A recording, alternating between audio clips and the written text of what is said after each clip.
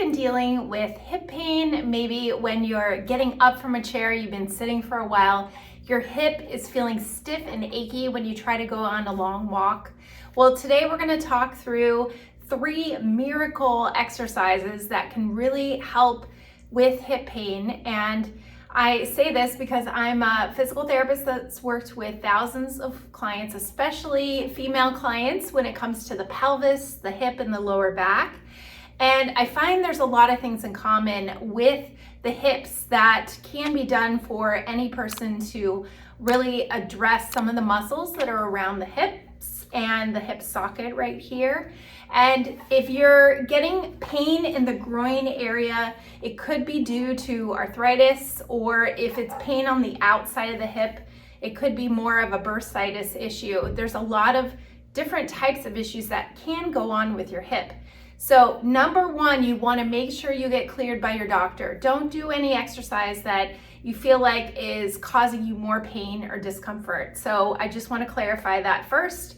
Make sure you get checked out and that nothing else, a bigger red flag, is going on with your body.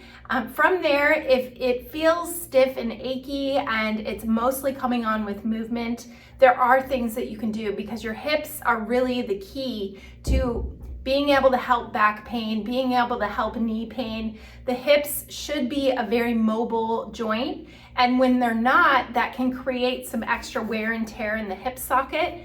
And I've seen this so many times before that also women can down the road have some pelvic floor issues like bladder problems or prolapse when they have really tight, restricted hips.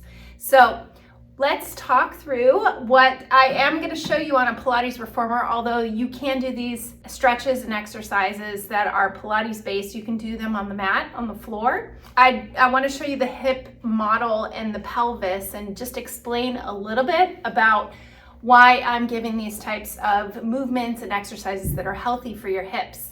So your hip socket in here, this is your pelvis, and you can see in red is your pelvic floor muscles at the bottom. They're kind of like a basket that helps support your pelvis. It helps support your bladder, your uterus, and your rectum, your pelvic organs, and also good for sexual function. So those pelvic floor muscles are so important. And for women that are having any kind of hip irritation, we always want to address these pelvic floor muscles and make sure that they're functioning properly, because hip problems can come along with some back pain or even bladder problems. We see this countless times with the women that we see. So addressing the pelvic floor and making sure you're not clenching and tightening those muscles all the time, but you're also able to let them go, and they can go in a more relaxed state, and they can also contract. So this is what your pelvis and your hips look like. So can you imagine your thigh bone in your hip socket here, and it has to be able to rotate, it has to be able to flex and extend. Very important to have all those ranges of motion and have that mobility there, so you don't get locked up with having groin pain, getting arthritis, or having some outer hip issues that a lot of women deal with. I love these are my go-to stretches for having hip pain, and this is safe to do if you have arthritis in your hips. Very important to do even pre-hip replacement or post-hip replacement down the road after you've been cleared by your doctor. So we are gonna be in a position where you have one leg behind you, and for purpose of this, because I'm on a Pilates reformer, I'm going on a lighter spring, but I'm gonna show you the difference on here and also on the floor. I have one leg straight back behind me, so I'm getting a pull down the front of my hip, and I'm placing my hands on the bar, and my chest stays open and up, and I'm gonna take a few deep breaths. And if this is uncomfortable for your knee to rest there, you can put a pad, you can put a pillow there, and keep the chest lifted so you get a good stretch of that psoas muscle that's real deep in front of your hip, and it just opens it up. Because hip extension is so important when you're walking, climbing stairs, and moving and getting your glutes to contract, it really is important to keep the front of those hips nice and open. So for purpose of the floor, I'm going to show you if you're doing it on a mat. I have a foam pad here. You can have a pillow or something that cushions your knee. And I have one leg down on that pad and the other leg in front of me, so kind of like a half lunge here or half kneeling. So I'll show you here. And I am going to stay up nice and tall, but I'm pushing that thigh forward and pushing my hip forward, not arching my back, but I'm going to tuck my glutes and my butt underneath me, and I'm going to shift my weight forward so I feel a good pull and a good stretch here, and do about 3 to 4 good deep breaths and holding that stretch there. So I'm going to show you 2 stretches first. I know this video is all about the 3 miracle exercises, but stretching is very important before you get into any other exercise. So that is version of a psoas stretch. The other one is for your deep hip muscles, your piriformis muscle, those deep rotators in your hips. You want to do a figure 4 stretch, we call it. So you can do this on the reformer or on a mat, and I'm going to cross one ankle over the knee, and in this position I'm going to get a deep stretch down in that hip. And you can also place this foot up on a wall, or you can grab between your legs and pull that leg towards you. So the goal is to open up and increase your hip rotation. Now, if that's really difficult for you, no problem. You can just get to a point where you can cross the leg and then give that knee just a little overpressure. But if you can't even get into this position, then it's important for you to maybe try in a sitting position and just externally rotating your knees out, just letting them fall out a little bit and giving a little pressure outward. But that means your hip is pretty tight and you really should see a physical therapist in person. So those are 2 stretches just to start this off, because we want nice, stretched, and mobile hips, okay? Now, I love to get into some glute work because your glutes are very important for supporting your pelvis, supporting your pelvic floor muscles, and also just supporting your lower back and keeping your hips nice and strong.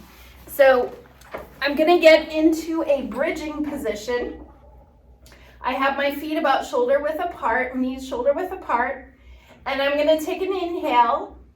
As I exhale, I'm gonna pull in through my abdominals, just a little hug of those muscles in toward your spine, and you're gonna lift your hips off the floor or up on the reformer if you're on it. Now, if you're on a machine like this, you wanna load up the springs a little bit so you don't get too much movement on the carriage. So I'm gonna try this again. I want to relax my knees here and really use the muscles in my glutes. So I'll take an inhale, and as I exhale, I'm gonna lift my tailbone up, peeling my spine off, hold for a few seconds, and then roll back down through your spine. So I can repeat this about 5 to 10 times using those muscles in my bottom to lift, and you're using your lower back, your hamstrings, a little bit of everything there. That is a great exercise for really working on stability of your hips and helping with hip extension. Now, the next exercise may require a band. So I have one of these loop bands, and I will show you for the purpose of if you're doing this on the floor, so that way my knees aren't up too high.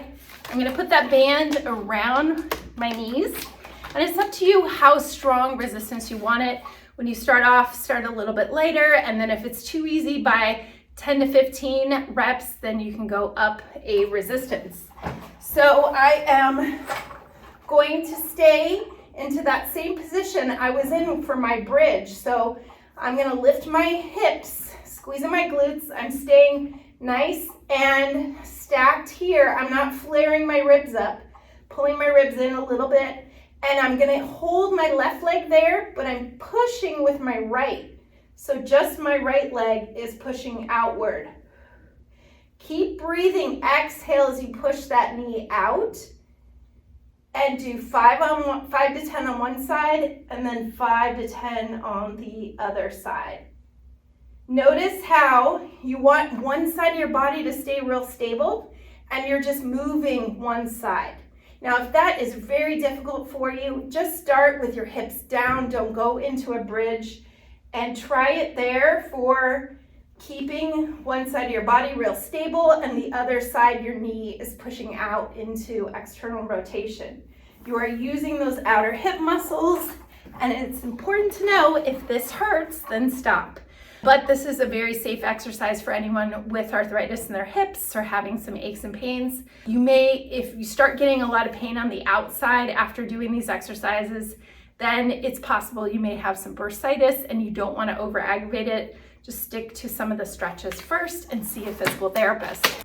Okay, the next exercise, my third miracle exercise, again is involving some hip extension and some use of more the back side of your body, because your hamstrings, your glutes, your core is so important for the stability of your hips.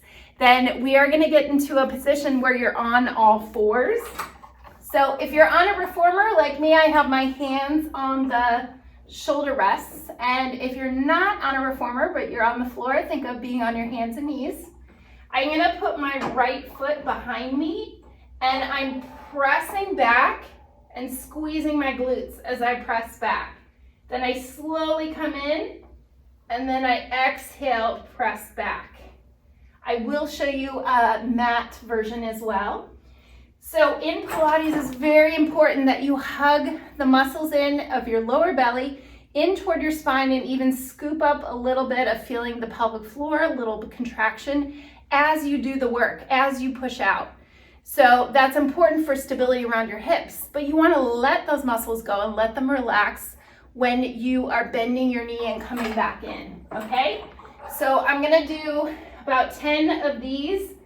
If you're on a reformer, you can have a red or a red and a yellow. I'm on a balanced body reformer. And notice how I'm not twisting my hips when I do it, keeping a nice straight line from your shoulders down to your hips, and using your glutes and your core as you press out.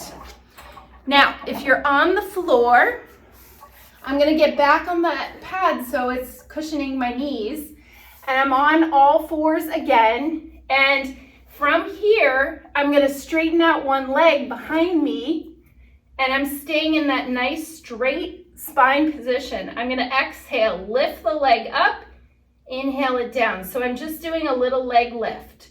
Notice how I'm not twisting my hips or twisting my spine. I hug the abdominals in as I do a little lift of the leg. And you can do 10 of those on each side. So the common theme of this is we want to work the back side of your body because that's the largest muscle group. Your glute muscles really support your pelvis and support your hips. But in turn, when we're doing Pilates-based exercise, we're focusing on breathing, we're focusing on alignment, and we're also focusing on being able to do a little lift of the pelvic floor and the lower abs as you do the work. You want to make sure you let those muscles go and let them relax as you inhale, and then exhale as you do the work, you contract. Very important that we don't hug and tighten those muscles all the time. It's not healthy for your pelvic floor or for even your whole midsection and your abdominals. So very important to keep the breathing going. It's very helpful for stability and alignment. And those are the top 3 types of exercises, Pilates-based, that I would give with a general problem with your hip, whether that's having some muscle imbalance, having some instability in your hip, or having some pain due to arthritis. So get checked out by your doctor, find out the root cause by if it's clear on an x-ray or MRI, or you feel like just going to get assessed by a physical therapist.